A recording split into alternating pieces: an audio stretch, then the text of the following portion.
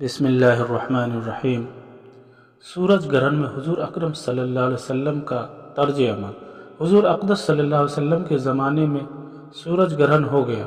صحابہ رضی اللہ کو فکر ہوئی کہ اس موقع پر حضور صلی اللہ علیہ وسلم کیا عمل فرمائیں گے، کیا کریں گے، اس کی تحقیق کی جائے۔ جو حضرات اپنے اپنے کام میں مشغول تھے چھوڑ کر دوڑے ہوئے آئے۔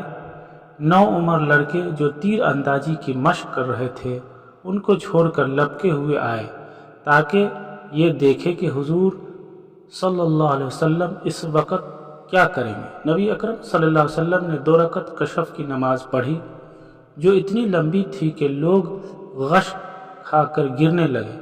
نماز میں نبی اکرم صلی اللہ علیہ وسلم روتے تھے اور فرماتے تھے، اے رب، کیا آپ نے مجھ سے اس کا وعدہ نہیں فرما رکھا کہ آپ ان لوگوں کو میرے موجود ہوتے ہوئے عذاب نہ فرمائیں گے اور ایسی حالت میں بھی عذاب نہ فرمائیں گے کہ وہ لوگ استغفار کرتے ہیں۔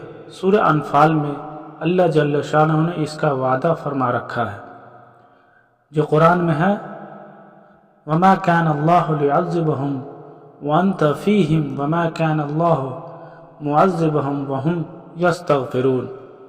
پھر حضور صلی اللہ علیہ وسلم نے لوگوں کو نصیحت فرمائی کہ جب کبھی ایسا موقع ہو اور آفتاب یا چاند گرہن ہو جائے تو گھبرا کر نماز کی طرف متوجہ ہو جایا کرو۔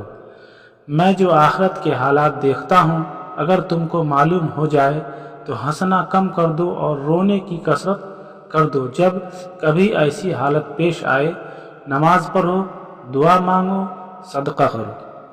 سبحان اللہ بحمدہ، سبحانک اللہم وبحمدک، ونشہد ان لا الہ الا انت، نستغفرک ونتوب الیہ۔ سبحان ربک رب العزت عما یصفون، وسلام علی المرسلین، والحمد للہ رب العالمین۔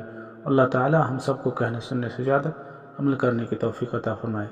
یہ حدیث آپ کو اچھی لگی ہے تو دوسروں تک ضرور شیئر کریں جس سے دوسروں کو ہی فائدہ ہو۔ یہ معلومات ہر مسلمان کو تک پہنچنی چاہیے۔